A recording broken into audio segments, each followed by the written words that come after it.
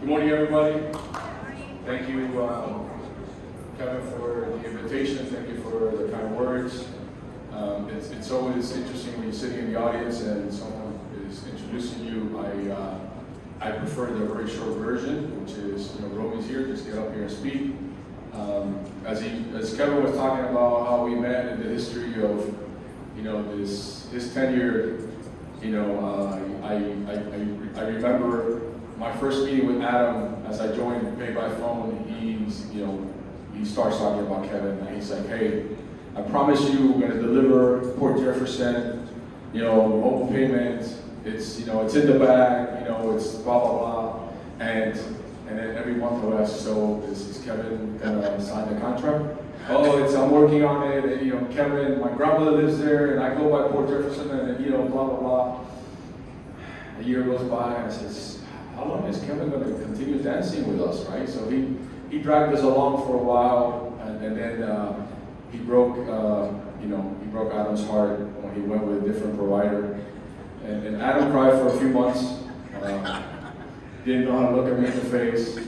But through all this, Kevin has been a true friend. And at the time, it's interesting. Kevin, now Adam is working with a company that you chose. So you chose wisely, I guess. That's the, I'll defer to the know-how there. So, finally you get to work with Kevin, Adam.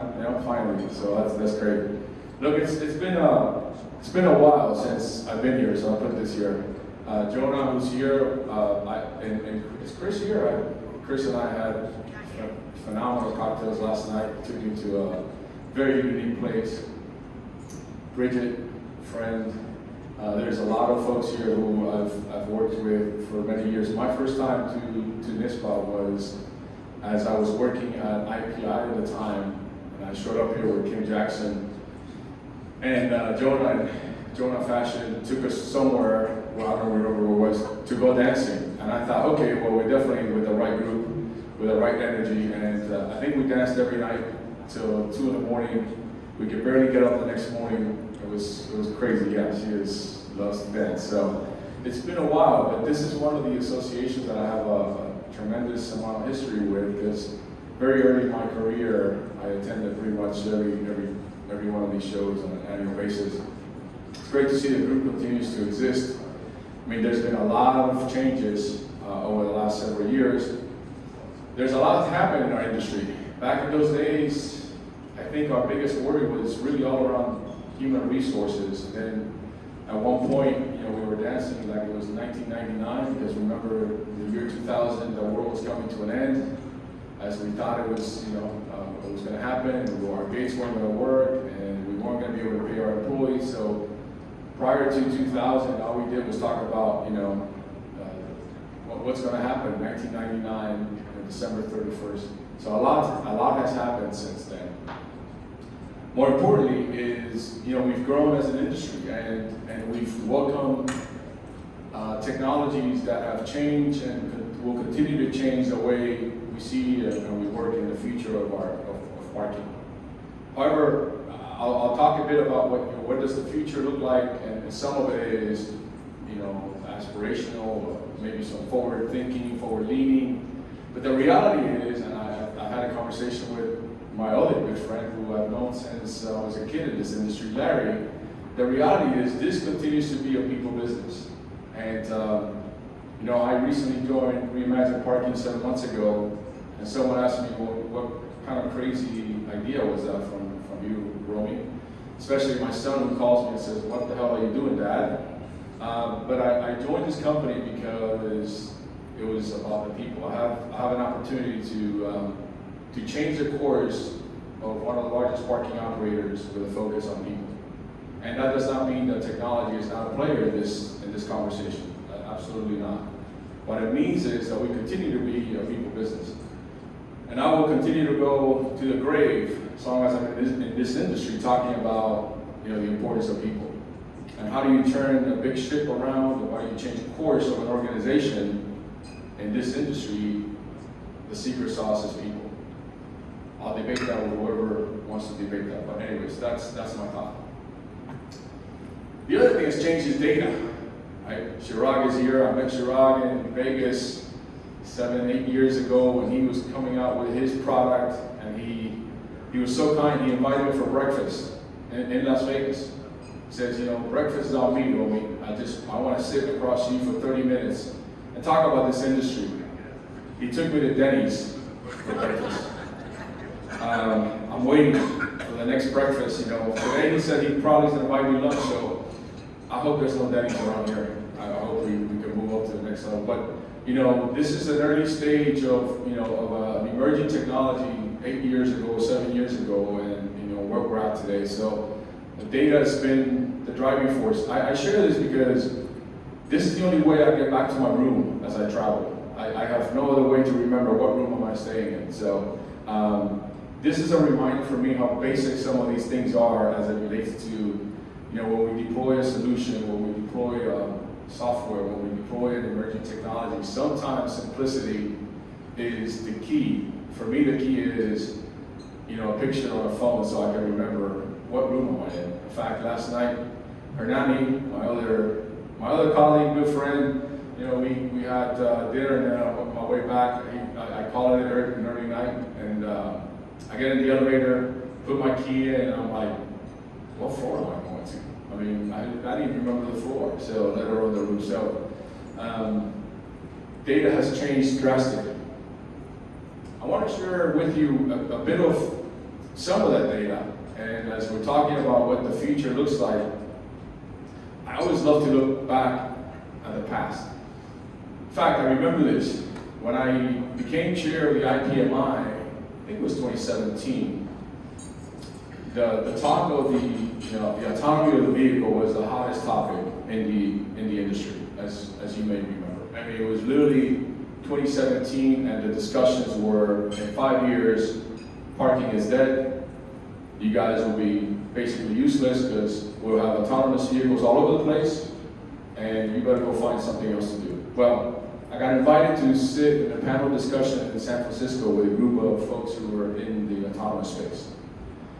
And I was the only one. I was like the sore thumb in that group. I mean, I was like the naysayer. And it wasn't because I was saying it's not going to work, but how the adoption of that was going to, you know, how they were anticipating the adoption of the autonomy of the vehicle was just so aggressive.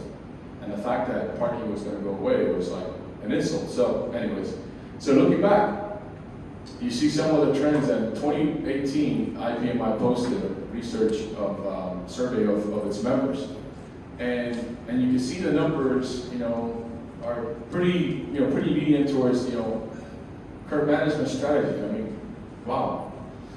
Fast forward to a couple of years ago, and, you know, you couldn't show up to a conference that Roamy Valera wasn't talking about this stuff, curb management. And you couldn't show up to a conference that Roamy wasn't talking about it, because I made a reference to the fact that in 36 years ago, when I joined this company, this industry, as a parking enforcement officer, I was working at the curb, public right of way, writing parking tickets. And there was data. Unfortunately, it was all by hand. You know, we had to count, you know, literally count parking tickets, we had to count it by routes, we had to count it by enforcement officers, then by the type of violation, and then we just start to deduct, like, okay, what's happening here, what's happening over there? Whether it was loading zones or crosswalks or overtime meters. So this 2018 still a topic, and, you know, was a topic of discussion. Fast forward to today, I mean, you can't go to another conference. I mean, Roamy stopped talking about curb management for a while now. I moved on to managing people, but there's still a topic of discussion. I mean, Adam has picked up that flag. And the one underlying component of this, and Kevin, you mentioned it, is legislation. You know, we still have to deal with the issue of legislation, and we cannot or have not overcome the matter of, you know, the issue of legislation. But you see the different components that are very interesting to me. The other way. What stands out from that, again, you know, technologies to improve access control of pavement. So think about 2018 and how far we've come from 2018, where we're now, this is now one of the big leaps in our industry. Whether it's gateless or with gates, or, you know, easy pass, or, you know, soft opening and soft door, or whatever we want to call it. This has become a real big trend. Demand for electronic and cashless payments. This is a fight that I have my buddy Adam and I for many, many years while my time I paid by phone, we were just pushing this very, very hard. For us, it was like a no-brainer. It was like, this is no-brainer, right? And we battled an open field or an open vendor concept because of the fact that we believed that the consumers should have a choice. Plus, it was the only other way that Adam and I could compete. So we had to change the narrative. A lot of battle scars with Adam. But then something happened. Tragically, we went through a deadly pandemic. And obviously, if you look at the pandemic, the disease itself was horrific, no question about it. But there was another side to the pandemic that was, very beneficial to the folks in this room, many of the folks in this room, is that it changed the way consumers, adopt technologies. I don't know about you, but I still show up to a restaurant that asks me to do this QR code, and I refuse. I've gone back to my old ways. I said, bring me the largest, biggest menu you can. I mean, if it's 14 pages, the better. Just refuse. I want to feel the menu, just like I want to feel the book I read. I don't know. How many people read a book, have to read a book, real? Well, only a few. Wow, the trend is going the other way. Jesus, I'm concerned. We made up notebooks printed. But yeah, this changed everything that happened to our industry. In fact, I remember, again, with Adam in one of our calls in the very early stages of COVID, and the optimism was, this is a time where cashless payments are going to make an advancement, and that's going to be where, this is going to be it. This is the kind of our, the fork in the road for this industry. And then a bit more research on real estate groups, right? Commercial real estate. And this is very interesting. This is the 2025 outlook on parking. No formal policy or minimum requirements. Obviously that's been a significant trend. Of course, the Dr. Shoup, who spearheaded this for many, many, many years. I like to say that when Dr. Shoup was there talking about this concept of no free parking, there are a lot of people in this room, the Larrys and the Bridgets and the Chris's, etc. There are others in this room who were talking the same thing. Unfortunately, we did not have a loud of a voice as Dr. Shoup. We were not, did not command the research, but we were always supportive that was how the industry would change. Growing revenues through M&A, this is obviously a bit more on the asset side, on the commercial real estate. Attracting and retaining talent continues to be an area for an outlook for growth. I just said people. This kind of shows that. Organizational efficiencies and new products and services. So this is from a commercial real estate perspective. Technology and AI adoption. I mean, you talk about what technology has done for us as an industry over the last, since the pandemic, just how quickly in 5 years, the progress that we've made, and then now you layer in AI.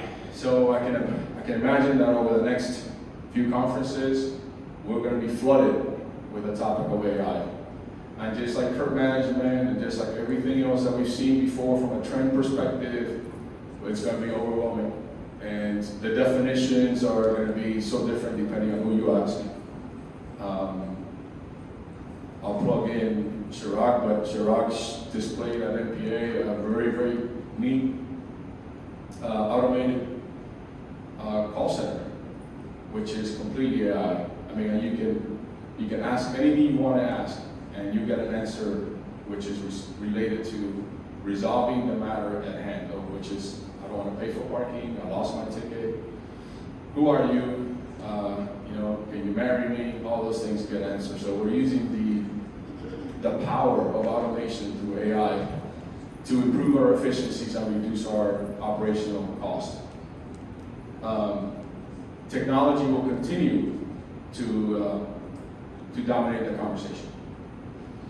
No question about it. This is, and in this process, I've been doing this for 36 years, and I always worry that one of the biggest challenges I face in my professional career is the legacy I have in this industry. I wake up every day just literally reminding myself, be curious, Roamy, be curious. Don't let the legacy and the knowledge that you have in this industry from your last 36 years impact how you see the future of how fast we're going to move. However, I always ask, let God grant me the opportunity to know what's a shiny object and what is not, because there'll be a lot of those. So the NPA just released their other recent survey around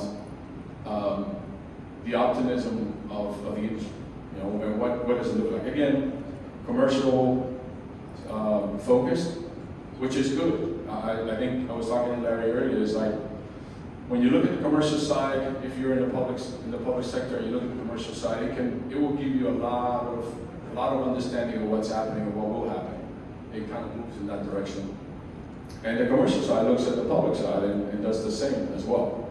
In some cases, a lot of the technologies that are adopted in the commercial side are first, released and deployed in the public side. I mean, public agencies and institutions have an appetite, in some cases, many of them have an appetite to lead and to be forward-leaning as it relates to emerging technologies.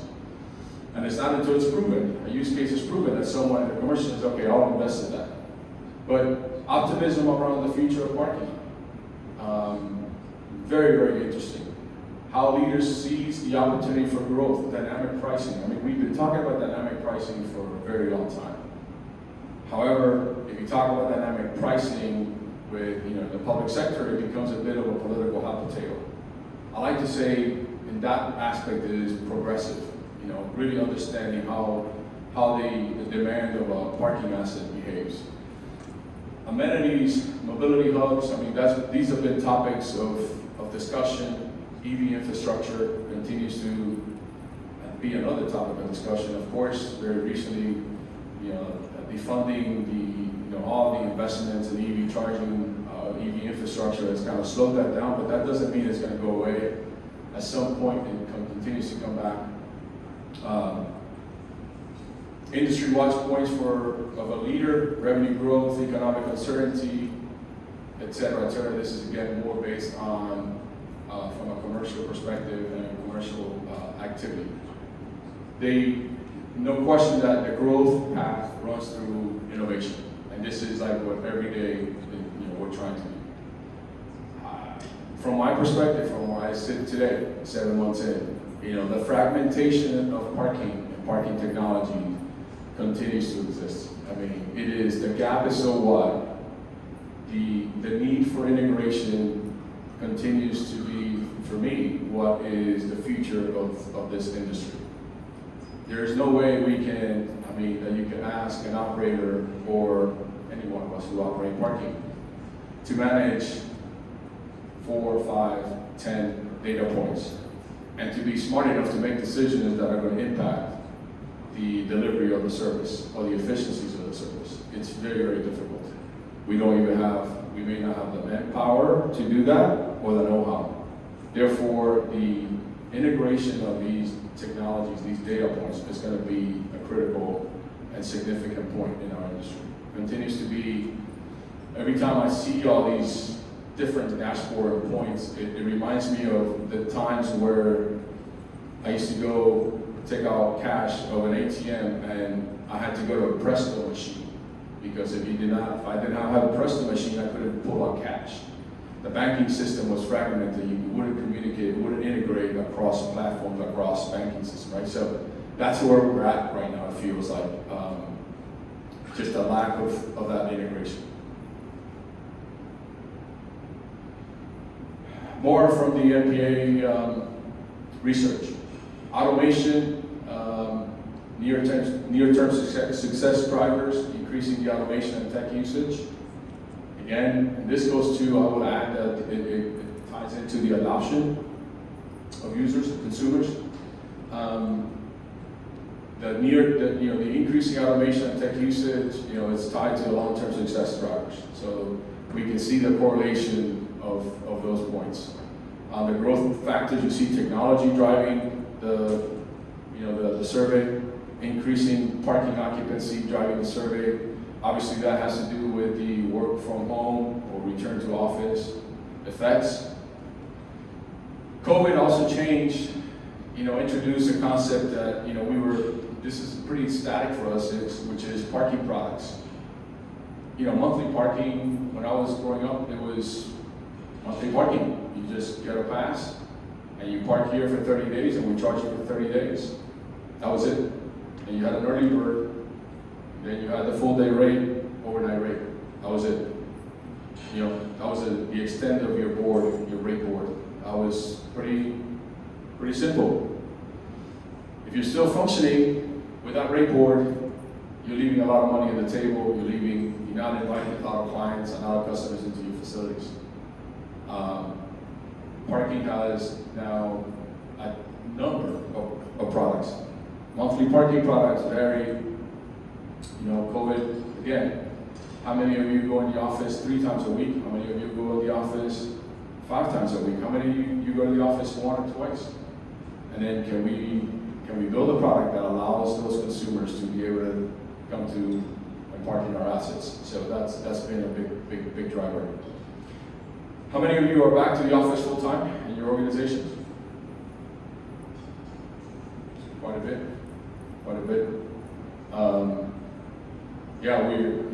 It's clearly we see that, and you see that, how your cities or your urban centers or your universities are evolving as you start to see the parking demand increase, but not the day-to-day demand, but when you start seeing monthly parking increase, is a really good indicator that the population is returning to work. So disruption cuts across all industries, and when you look at how things change and what happens, and how does one change its course, we've seen a number of examples. My favorite, Ringling Brothers. Boy, I used to love going to the circus, and for all intents and purposes, that's been pretty much gone. Now, it's not rare where I get one of my kids to say, "Hey, Cirque du Soleil's coming to town. Let's go see that." I'm like, "Is there going to be an elephant or a lion?" No, not as fun as it used to be, but still entertaining. This is all experience, right? Reinventing the live entertainment by Cirque du Soleil. Just again, subtle, but still a disruption. This is one that we know all too well, that digitizing demand and supply changed the course of how we move from point A to point B. First of all, we grew up being told, don't ever get in a car with a stranger, and now we all do it. Just because they say your name, "Oh, this is Roamy? Yeah, come on in, get in." And you're like, "Oh yeah, this is safe." Right? I used to be a big guy. I've lost quite a bit of weight, but for some reason I now added a safety pin to my Uber account. So, the other day I get in, Roamy, I said, "Yeah." He says, "You have a pin?" I'm like, "Oh damn, the pin, whatever the opening one." He looks at me and goes, "Do you really need a pin? Like, come on, dude, man up here, right?" But no, I do have a pin because I want to feel safe, right? I was told not to get in the car with strangers.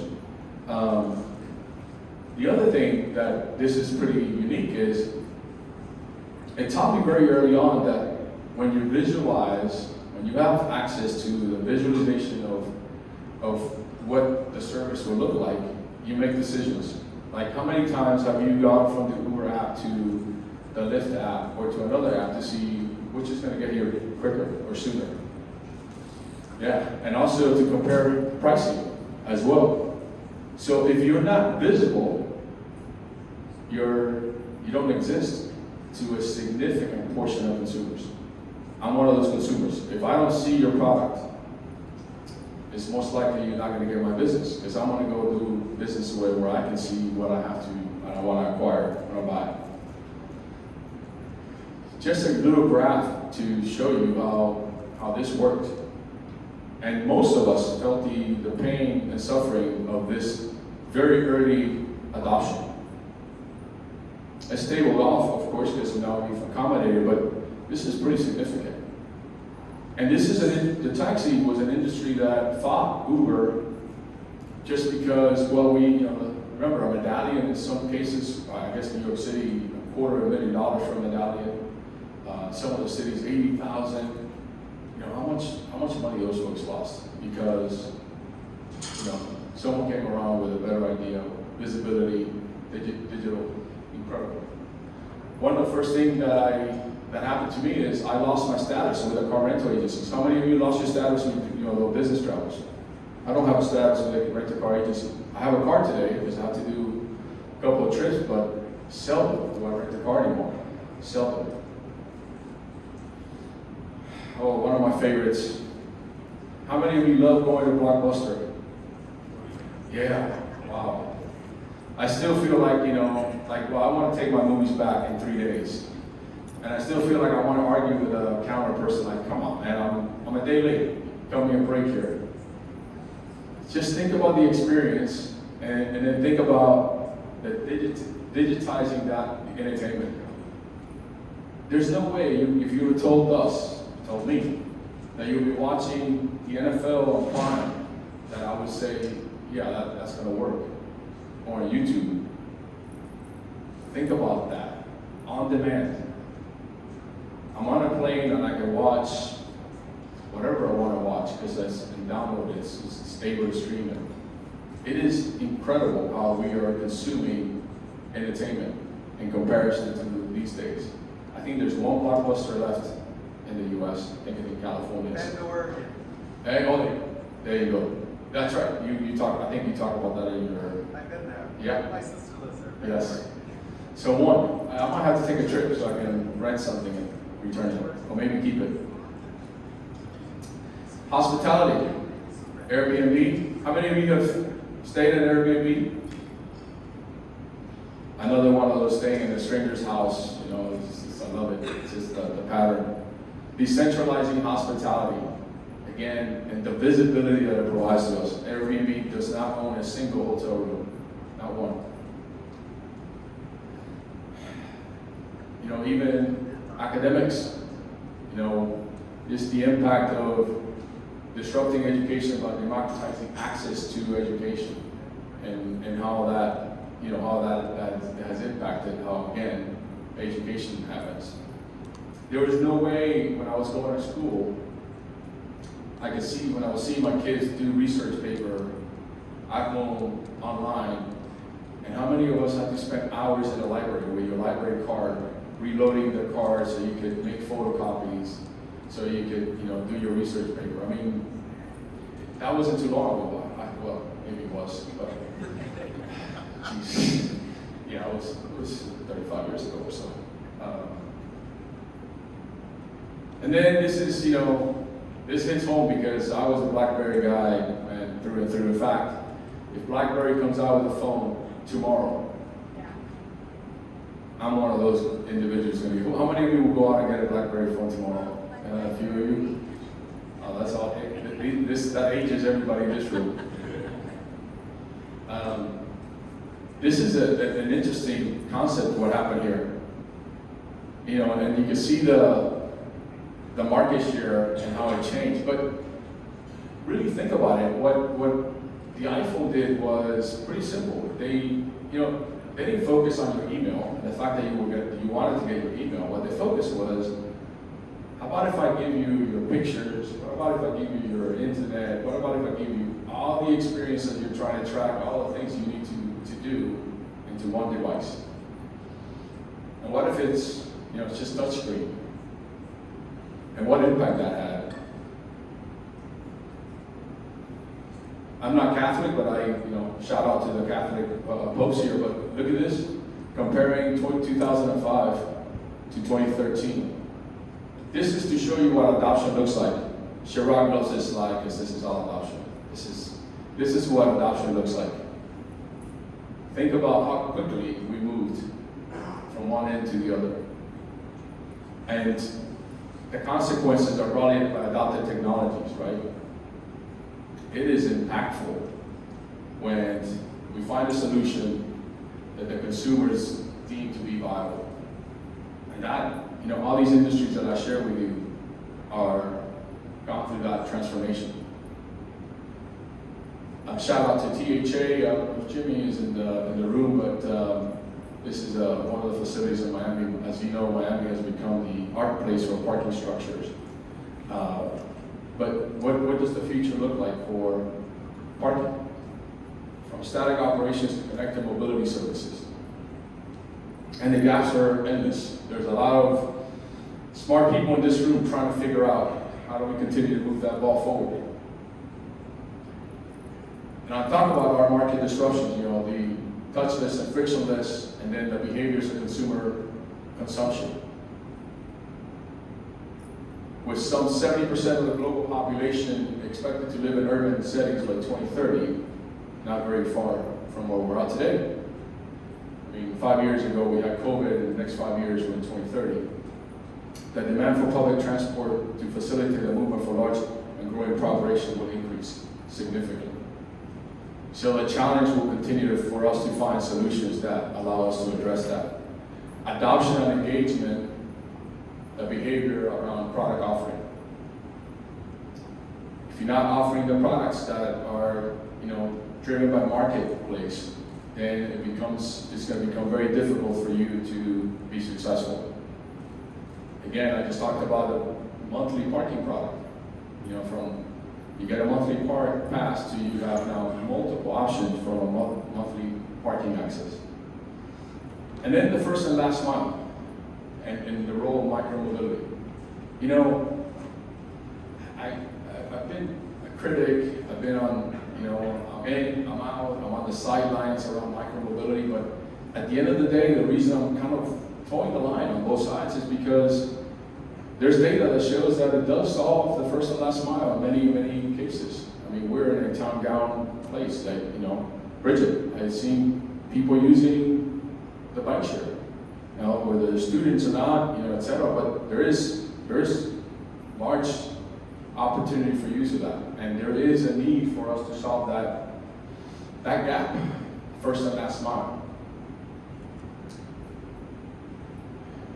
This is what I see, and this is not all inclusive, this is just for discussion, for you to think about from the process of how parking is evolving and the intersection of technology and mobility and how we're solving those problems.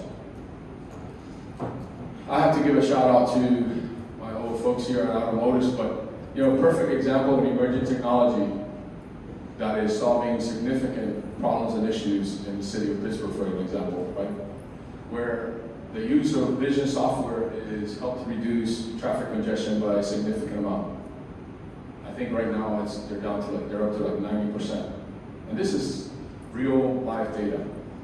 The automation of payments, the automation of enforcement, the automation of billing, taking this concept, and Dave Honorado has been leading in many ways. Was one of the first individuals who went with pay by plate in the States. And guys like me told him, I think you're crazy, you're gonna get fired. The mayor's gonna be so pissed when someone forgets to tag and you give a ticket. But successful program, 20 years now in the running, but led the way with that, and he's leading the way with this kind of automation. So emerging technologies, but headwind legislation, right? He's gone through the process. I know Larry and the state of Pennsylvania is moving and lobbying to change legislation, but it's a lift. Hernani as well in New York, the state of New York, New Jersey, as well. So there's a lot going on in the front, in the battlefront as it relates to the legislation to allow these new technologies or emerging technologies to evolve.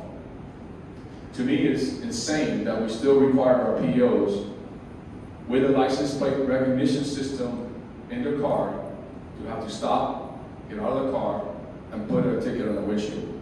That to me is insanity. I did that, I used to do that 36 years ago and it hasn't changed. That is insanity. There's no way that we are going to allow then for the innovation to continue to evolve if we just don't support it with the proper legislation. Digital use, near and dear to my heart, is lived in this world for 5 years. But there's cities, universities who are literally consuming all of this parking revenue, most of the parking revenue through a cashless or digital payment model. North American cities, 70 to 80% parking transactions via mobile apps. You know, it's, when you hear the numbers, City of Miami, I don't know, 90 percentile, 92 percentile of all revenues in parking through an app it's unbelievable. But here's what that data has done for the City of Miami and others who may be in the room. It's allowed for the conversation to be moved into the elected official's office and say, you know, you're concerned that the unbankables will not have an opportunity to pay for parking is unfounded. Because here's where we're at. So remember when I started in this industry and we went to pay stations, we used to put a pay station for every 4 to 6 spaces, for every 8 spaces. City of Miami and many of you, it's one pay station at least for 60, 80 units, 80 spaces. In some cases, there are areas in the city that are completely cashless. And that continues to be a trend because of the high levels of adoption. The data doesn't lie. I mean, you're talking about, you know, the future is big and bright and bold. All of this, of course, is going to depend on the continued integration of all these data. The future of parking is connected. Just an example where, you know, how we're going to function, how our consumers are going to come in and out of these, you know, parking decks, parking garages, and all the different technologies that exist. There is no question that whether it's, again, the gate as a barrier or the data is not as a barrier, that they use for multiple opportunities to integrate license plate AI is going to dominate the industry. And when someone says, you know, what kind of AI are we talking about when it comes into Sharad, man, I missed your logo there, I apologize. This is what happens when you defer this, you know, the slide to your team. You know, if I knew you were going to be here, I would have put your slide there. But AI, for example, you know, in talking about automotives, you know, they're able to, through the, you know, machine learning that they've developed, to tell you whether it's a car, whether it was a van, which is a cargo van, where it was a bicycle, a pedestrian. But further, they're able to tell you it was, you know, an ICE or EV or hybrid vehicle. You know, the technology and the machine learning is becoming so sophisticated that just by the color, logos, size, tires, design, they can start telling you everything that you need to know about who's in your parking assets or the parking garages and how long are they staying or what are they doing. Data-driven parking guidance system. Yeah, this is a shout out to my son. So you could, you know, Dylan, you can tell him that, you know, I'm talking about him. You know, this is again, how long have we went to where the guidance was strictly for airports, and all of a sudden, parking guidance it's an amenity that many assets are considering and are installing because of the fact that ease of use, the fact that, you know, Roamy feels like every time I show up here, I know exactly where I'm going, I know exactly what I have to do, and then sharing that data or this data to intelligent, you know, transportation system. What an important component. If you're getting off a highway, where am I going? What's the visibility of that? So this is another one that is going to continue to evolve. Use case, you know, Minneapolis is because I was there recently and I, you know, been somewhat familiar. I've been around in and out of Minneapolis quite a bit. But think about this mobility. When you think about a mobility, I was waiting, you know, what's a real good example of what that means? Again, we use a lot of taglines in this industry, and sometimes people don't know what that means. So what does it mean? Well, this is a pretty decent use case. And look at the numbers on, you know, on the shared mobility. Again, it's been used. It's resolving the first and last mile issues that we have, the challenge that we have. this is an interesting concept. Shared micromobility, again, the numbers supporting what I just shared. 74% of riders report using shared micromobility to connect to transit. I go to New York quite a bit now, and it's like I'm looking at these like little bikes and all that. I'm saying, I'm about to jump in one of them. I really am. It's between the rail, like the subway. Then you get out like, well, I don't really want to walk 10 blocks, but can I take the bike or can I take the scooter? I haven't done it because my wife reminds me, you're too old for that, you're gonna get hurt, and you're gonna get run over, most likely true. But it is a way that people move around, and it has a place, and we have to deal with it. The first pushback was, well, people leave everything, all these bikes and everything all over the place, true. But there's a way to regulate that. There's a way to regulate that. From my perspective, these are some of the trends that I think are going to shape and continue to shape the future of our industry. It's going to take bold leadership to deal and address the issue of legislation. It's going to take investment of organizations like NYSPTA to address and change the current legislation that's in place or that is not in place in order to allow us as professionals, as operators, to increase and push forward the innovation of our industry. We've come such a long way, but over the last 5 years, since the pandemic, which is hard to believe was 5 years ago, but not hard to believe it was 5 years ago, we've made great strides in how we as consumers, consume and do business within our industry. We have different users. Nowadays, no one is going, many of our users, the Gen Xers, are basically, going on their phones, that iPhone I just showed you, and all they're doing is, Siri, can you find me a parking space close to ITHACA Convention Center or Conference Center? And that's how they're consuming their parking. Whoever is visible, and that's all AI. It's not SOE as it used to be. It's not search optimization. It's no longer a website. Whoever is visible is going to get that business. And I can tell you, in locations like Chicago, millions of dollars are being consumed that way. Millions. So when you're talking about parking operations, and you're talking about the concern, how do we increase revenues, how do we increase occupancy? So you have to be visible in that space, in that channel. And there are multiple channels. So I think that's it for me. Any questions? No way. Yes? What is your view about self-parking? My view on self-parking? It's like you just drive there and drop the car there, rather than people park for you, that they waiting self-parking.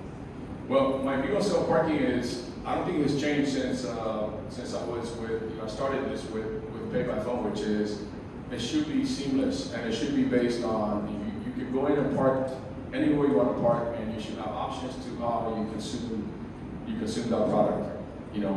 Cashless, obviously QR code is one of those options, but it could be app-based.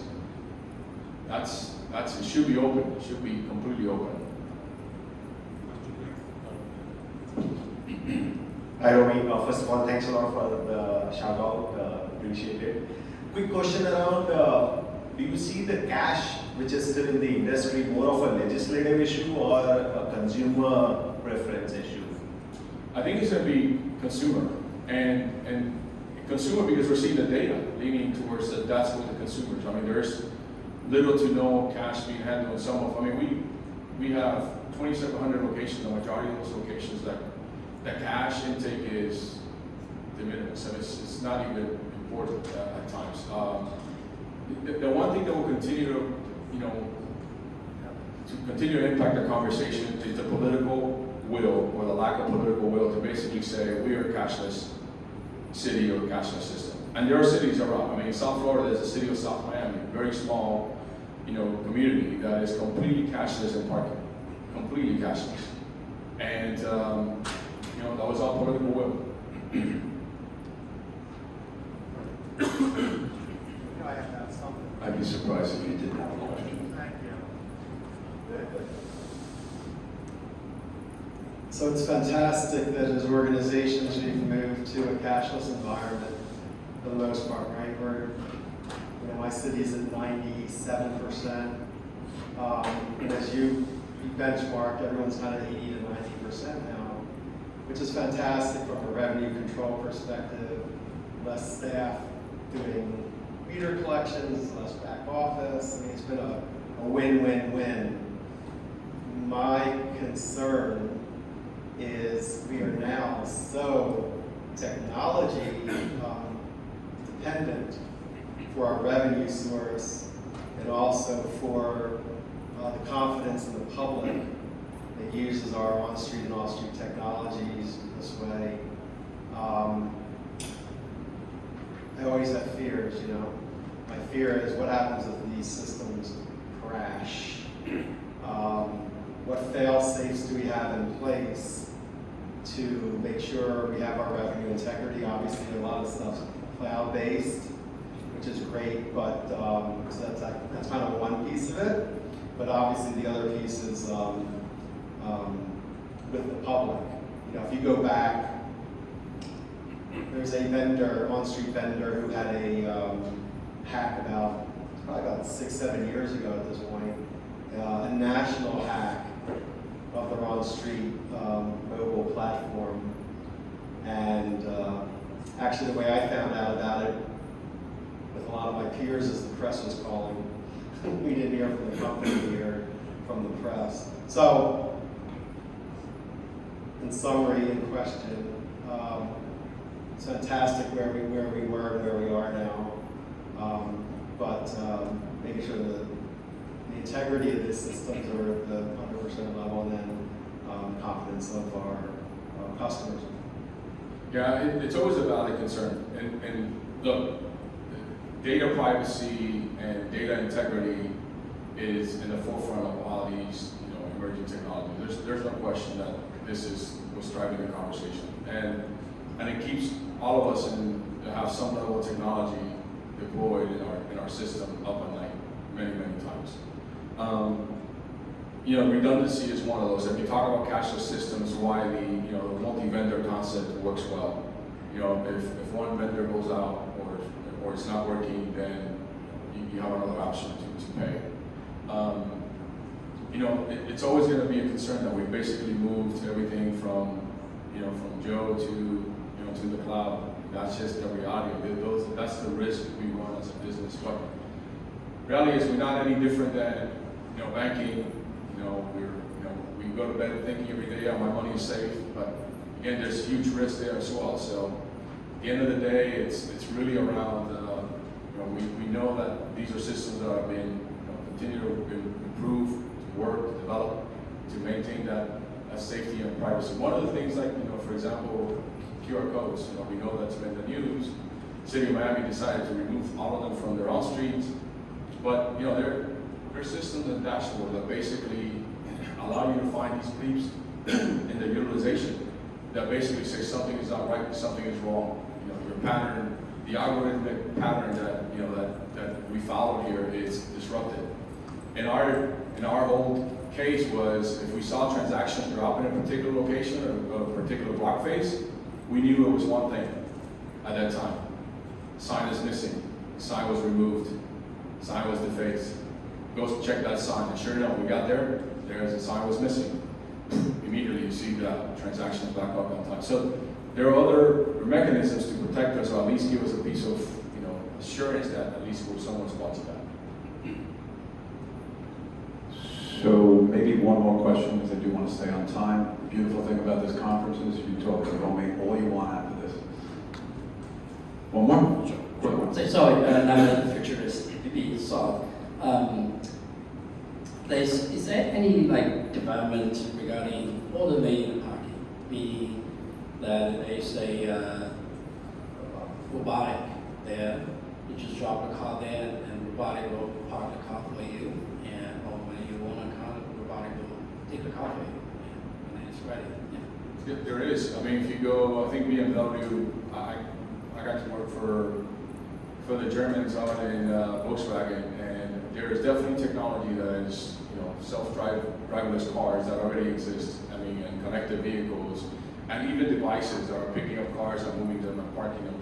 That's still, the thing with that is, again, it goes back to adoption, right? There's a lot of good ideas, and as I've had a time or two as a consultant, and I get approached a lot by folks who have developed a product.